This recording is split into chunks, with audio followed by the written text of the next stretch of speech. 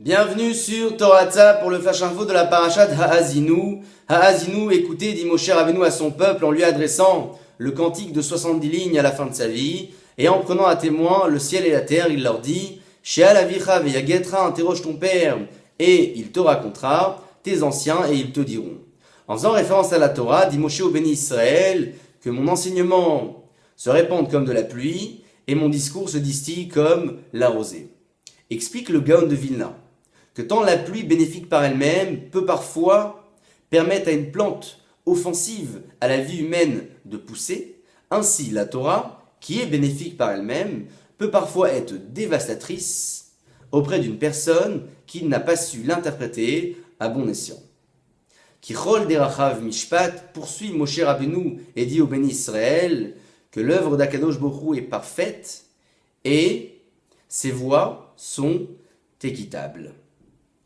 Le même Loez nous rapporte le passage du Talmud mentionné dans le traité de Brachot Pach Etar et disant que lorsque Moshe Rabbeinu interrogea Akadosh Borou afin de lui demander pourquoi il existe dans ce monde un tzaddik, un juste qui vit dans la difficulté et la détresse, alors que face à lui se trouve un rachat, un mécréant qui vit en toute sérénité et tranquillité. Ce à quoi Akadosh Borou lui répond et lui dit que le tzaddik est lui le fils d'un rachat, d'un mécréant, alors que le rachat face à lui, ce mécréant, était lui le fils d'un tzaddik, d'une personne juste.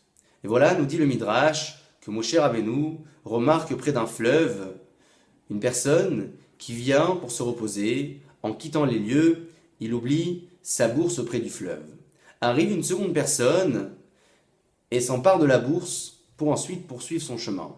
Enfin, une troisième personne qui vient pour se reposer se trouve soudainement confrontée au premier propriétaire de la bourse qui vient la lui réclamer. Une dispute éclate et voici que le premier exécute le troisième.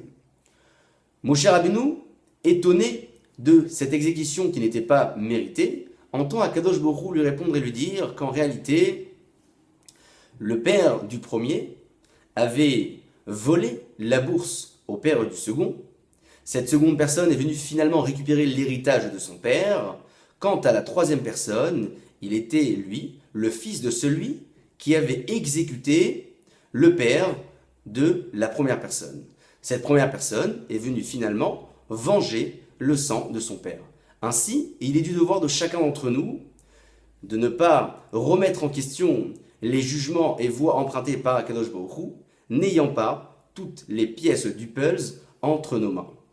Le Maharal avait l'habitude d'expliquer et de dire que la raison pour laquelle le tzaddik se voit parfois punir dans ce monde sur les petits péchés qu'il aurait transgressés, tout simplement que ses actions sont pour lui minoritaires.